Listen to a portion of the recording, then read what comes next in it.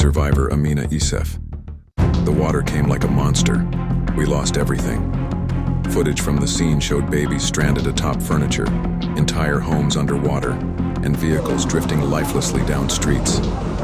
Rescue teams waded through waist-deep currents to save whoever they could, but many areas remained inaccessible.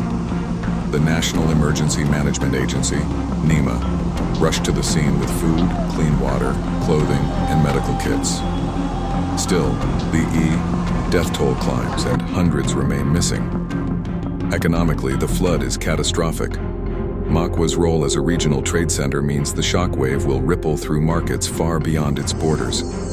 Massive crop losses and drowned livestock threaten food security. Soil erosion and contamination will hinder farming for years.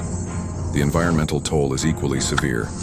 The flood stripped fertile layers of soil and destroyed microbial ecosystems, crucial to agriculture. Recovery will require artificial soil supplements, irrigation upgrades, and the rapid adoption of climate-resilient farming practices. Climate scientists say this is not an isolated event. Nigeria has seen a sharp rise in extreme weather, long droughts followed by intense rain, and outdated infrastructure has failed to keep up. Early warning systems are either lacking or ineffective. Flood defenses are absent in many vulnerable zones.